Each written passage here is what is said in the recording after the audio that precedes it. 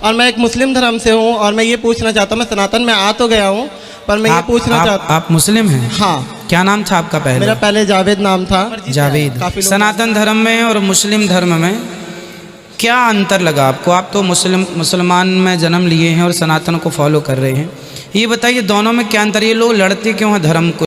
अस्सलामुअलैकुम वरहमतुल्लाहि वबरकातुहू। बिस्मिल्लाहिर्रहमानिर्रहीम। दोस्तों, जिस तरह आपने देखा कि इस लड़के ने कहा कि मैं इस्लाम धर्म छोड़कर सनातन धर्म में आ गया हूँ, तो अल्लाह पाक अब इसकी बख्शिश पता नहीं होगी या नहीं, क्योंकि ये मुर्तद हो चुका है। तो देखिए, अब नेक्स्ट वीडियो में मैं आपको दिखाती हूँ कि इसने किस वजह से इस्लाम को छोड़कर सनातन धर्म इख्तियार किया है। ठीक है, सिर्फ सुनी सुनाई बातों से और देखी दिखाई बातों से, ये सिर्फ इनके दिलों के वहम है। इन्होंने इस धर्म की असलियत किताबों में पढ़ी ही नहीं कि इस मजहब में, इस धर्म में क्या लिखा हुआ है। तो आइए देखते हैं नेक्स्ट वीडियो का पार्ट और डॉक्टर जाकिर नाइक का जवाब। क्षमा चाहूँगा क्योंकि मुझे है ना, आपको मैंने बहुत आपकी कथाओं को सुनता हूँ और मुझे बहुत प्रेरणा भी मिलती है आपकी कथाओं को सुनकर, और मुझे थोड़ी घबराहट हो रही थी, तो इसलिए मैं बैठा हूँ आपके सामने, तो इसलिए मैं क्षमा चाहूँगा। और मैं एक मुस्लिम धर्म से हूँ और मैं ये पूछना चाहता हूँ, मैं सनातन में आ तो गया हूँ पर मैं ये पूछना चाहता। आप मुस्लिम हैं? हाँ। क्या नाम था आपका पहले? मेरा पहले जावेद नाम था। जावेद। काफ़ी लोग जानते भी होंगे। तो आपने हिंदू धर्म अपना लिया? हाँ हाँ, क्योंकि सबसे पहले मैं एक बात कहना चाहूँगा, क्योंकि काफ़ी लोग मुझसे कहते हैं कि तुम हिंदू बने हो। हिंदू तो मुझे नहीं लगता कि कोई किसी को बना सकता है, क्योंकि हिंदू पैदा ही होता है, मेरा मानना ऐसा है। और ये मुझे ना किसी ने ब्रेन वॉश करा और ना किसी ने कुछ कहा, ये एक ठाकुर जी की कृपा हुई तब मैं सनातन में आया। वैसे किसी ने मुझे या मैंने किसी को देख के सीखा या ऐसा कुछ भी नहीं था। तो मैं सभी लोगों से ये कहना चाहूँगा, और मेरे जो फैमिली वाले हैं वो भी आज तो आपके फैमिली वाले आपका विरोध नहीं करते कि तुम कहाँ चल? मैं अभी इतना डिप्रेशन में हूँ, पूछो मत। मुझे फ़ोन आ रहे हैं, फैमिली वालों के ज़्यादा आ रहे हैं, बाकी अदर तो कोई कुछ भी नहीं कह रहा, पर फैमिली वाले का आज भी मम्मी का फ़ोन आया और वो कहने लगी हमसे कोई मतलब नहीं, हम मर भी गए हैं तो हमारा मुंह मत देखियो तू, हमारी वजह से पूरे रिश्तेदार तेरी वजह से हमें पूरी वो कर रहे हैं, और मतलब हमसे रिश्तेदारी टूट गई है, हमारी एक लड़की है उसकी शादी करनी है, तेरी वजह से उस लड़की की भी ज़िंदगी ख़राब हुई है। तो महाराज जी, मैं ये पूछना चाहता हूँ कि ठाकुर जी से मेरी एक शिकायत है हमेशा कि या तो मुझे पहले इधर का कर देते या उधर का कर देते, ये बीच में ला के मुझे इतना परेशानियों में डालना, और उनको मैं छोड़ नहीं सकता। मैं साथ छोड़ सकता हूँ पर मैं ठाकुर जी को नहीं छोड़ सकता। किन को नहीं छोड़ सकते आप? मैं ठाकुर जी को नहीं छोड़ सकता, भगवान जी को नहीं छोड़ सकते? नहीं छोड़ सकता सर। फिर आप सही रास्ते पर हैं। आपने धर्म परिवर्तन कर लिया अपना? हाँ जी। वैसे देखो, धर्म परिवर्तन करने की ज़रूरत ही नहीं पड़ती। हमारे ठाकुर जी जो है ना, हमारे भगवान कभी ये नहीं कहते कि तुम हिंदू हो जाओगे तो ही हम तुम्हें मिलेंगे। हाँ, भगवान तो कहते हैं कि तुम मुसलमान भी हो, और यदि तुम उसी रूप में मुझे प्रेम कर लोगे तो मैं उसी रूप में तुम्हें प्राप्त हो जाऊंगा। तो आपको ये भक्ति का रोग कब से लगा? मैं बहुत छोटा था। मेरी जो परवरिश हुई है वो मेरी नानी के घर पे हुई है। अच्छा। तो नानी के जाने के बाद मामा मामी दिल्ली लेकर आया, उन्होंने मुझे 11 साल की एज में काम पे लगा दिया। तो मुझे तो काम वाम का पता नहीं था, मैं वहाँ बैठा रोता था। तो मेरे ख्याल 2012 एक साल बीत गया, समय ऐसा बीत जाता और पता भी नहीं लगता, और आदत पड़ जाती है उस चीज़ को झेलने की।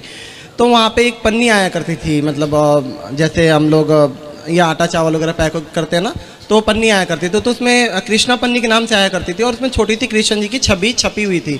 उन्होंने हाथ में मुरली रखी, मुझे पता नहीं था उस टाइम पे कृष्ण क्या है, और मुझे बिल्कुल भी इस चीज़ का अंदाज़ा नहीं था। तो मुझे बार बार ऐसा लगता ना कि कुछ टाइम बाद कि वो मुझे देख रहे हैं, वो कभी इशारे कर रहे हैं।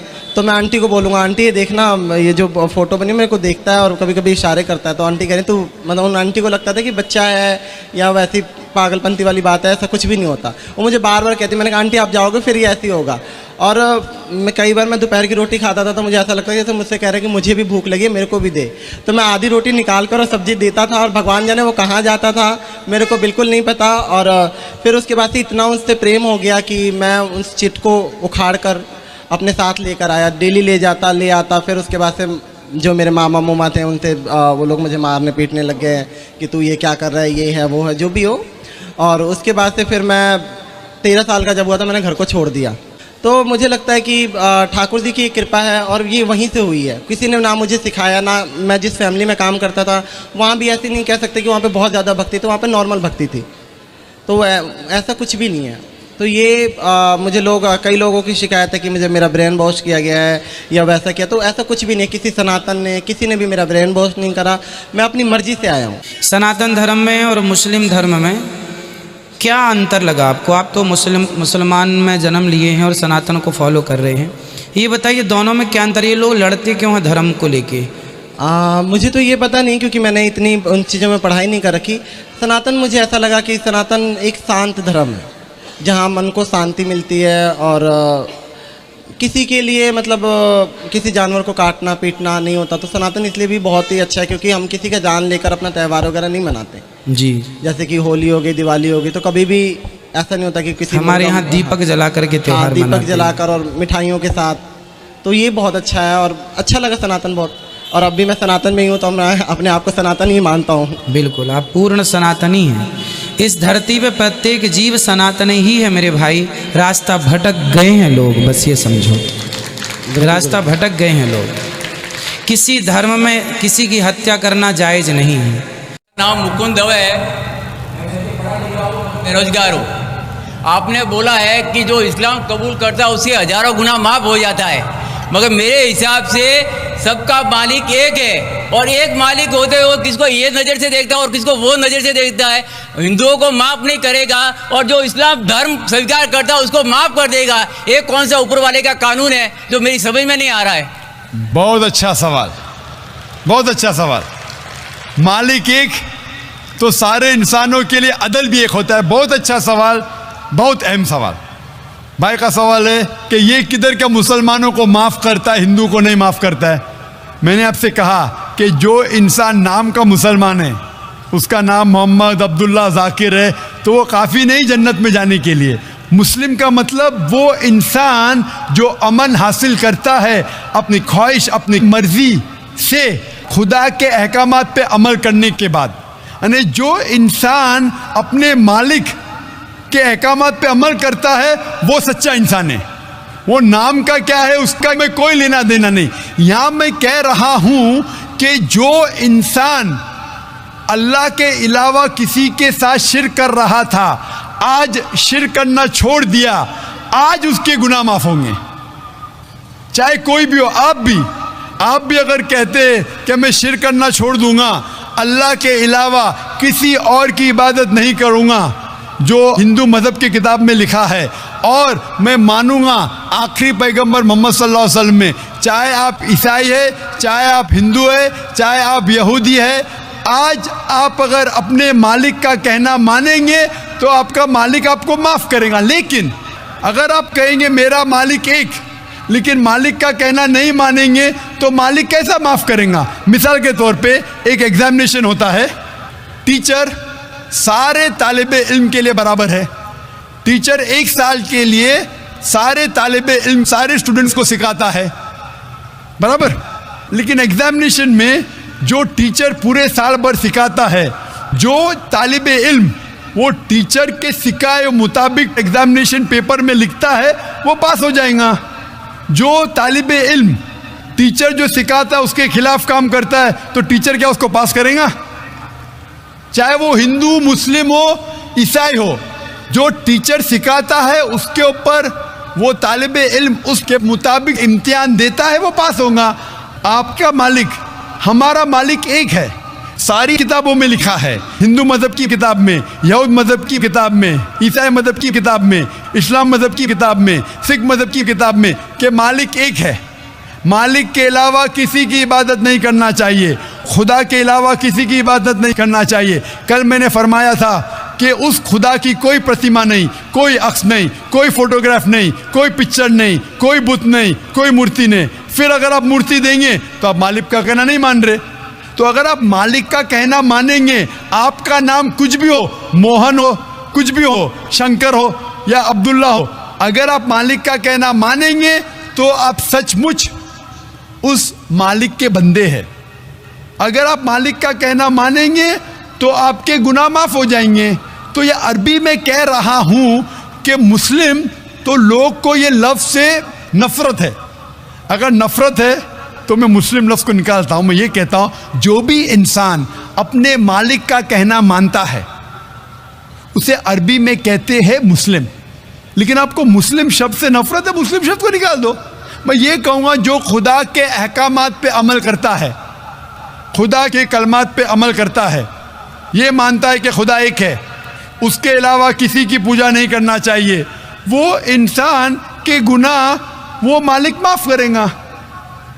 आप अगर मानेंगे खुदाई के, आप मानते खुदाई के, आप मानते खुदा के अलावा किसी और को पूछना नहीं चाहिए, मानते? हाँ क्या नहीं मानते? आप मानते बुत परस्ती गलत है, आप मानते कि मूर्ति पूजा गलत है, आप मानते कि आखिरी पैगंबर मोहम्मद सल्लल्लाहु अलैहि वसल्लम है? नहीं मानते।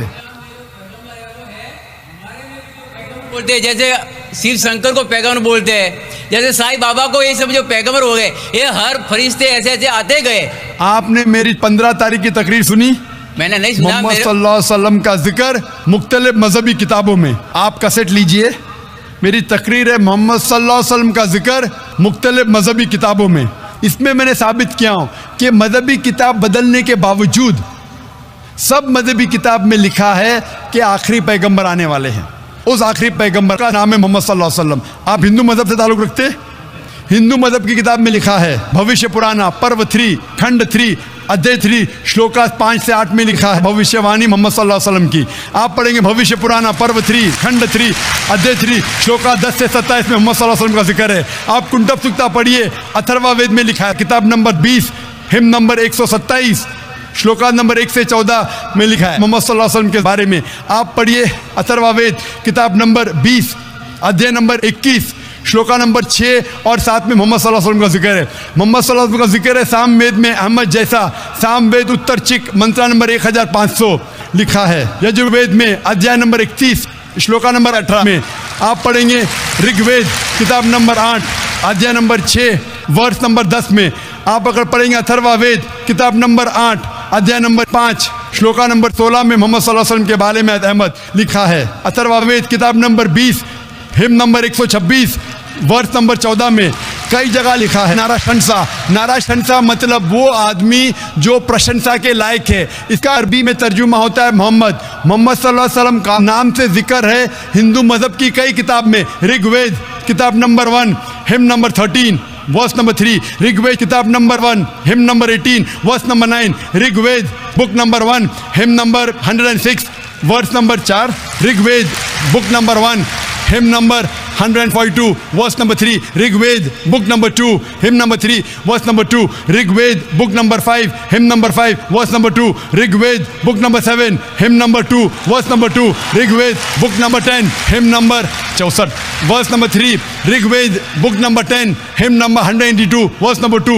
Yajurveda chapter number 20 verse number 55, Yajurveda chapter number 20 verse 37, Yajurveda chapter number 20 verse 57, Yajurveda chapter 21 verse number 31।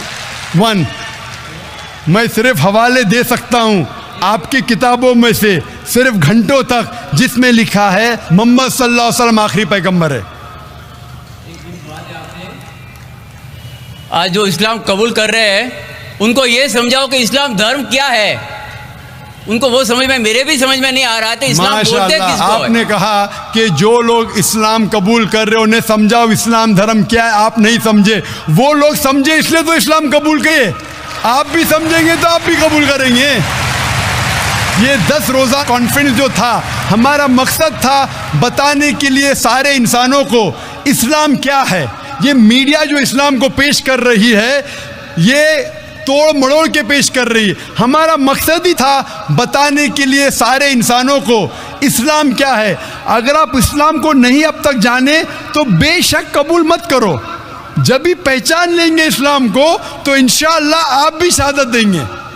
मेरी दुआ है अल्लाह सुब्हानहू व तआला से, उस मालिक से, कि आपको हिदायत दे कि आप ये माने कि अल्लाह एक है, अल्लाह के अलावा कोई माबूद नहीं और मोहम्मद सल्लल्लाहु अलैहि वसल्लम आखिरी पैगंबर है। मैं कहूँगा वॉलंटियर से कि आपको मेरी DVD दे, मोहम्मद सल्लल्लाहु अलैहि वसल्लम का जिक्र मुख्तलिफ मजहबी किताबों में, उसमें सारे हवाले हैं। और एक खुसूसन तकरीर है मोहम्मद सल्लल्लाहु अलैहि वसल्लम का जिक्र हिंदू मजहबी किताब में, सिर्फ हिंदू मजहब में। आप उसको देखो और इंशाअल्लाह आप इस बात को तस्लीम करेंगे, आज नहीं तो कल। तो लीजिए दोस्तों, आज की डॉक्टर जाकिर नाइक की ये वीडियो देखकर मुझे तो बहुत ही ज़्यादा इससे इन्फॉर्मेशन मिली है। मैं तो खुद हैरान हो रही हूँ कि उनका नॉलेज देखें, उनका इल्म देखें, किस कदर उन्होंने इनको हवाले दिए हैं। इन हिंदुओं की से तकरीबन मैं काउंट कर रही थी, मुझे लगता है 100 से ज़्यादा इनकी किताबों में से उन्होंने हवाले दे दिए हैं। और देखें ये सब इसके बावजूद भी ईमान नहीं लेके आ रहे, इनकी किताबों के अंदर प्रूफ लिखा हुआ है। मुझे लगता है इन्होंने हज़ारों ऐसी वीडियोज़ बनाई हैं जिनके अंदर प्रूफ दिया, लेकिन इनको कोई असर नहीं होता, कोई फ़र्क नहीं पड़ता। जैसे कहते हैं ना कि इनकी आंखों पर, कानों पर, कुरान पाक में लिखा हुआ ना सुम्मुन बुकमुन उम्युन, वो हाल इनका हुआ पड़ा है कि इनकी आंखों पर, कानों पर अल्लाह पाक ने पर्दे डाल दिए हैं, जिसकी वजह से इनके दिल स्याह हो चुके हैं और ये ईमान की तरफ नहीं लौटते। तो जज़ाकिल्लाहु खैरा, हम अपनी नेक्स्ट वीडियो में बहुत जल्द हाजिर होते हैं। चैनल को सब्सक्राइब कर दें।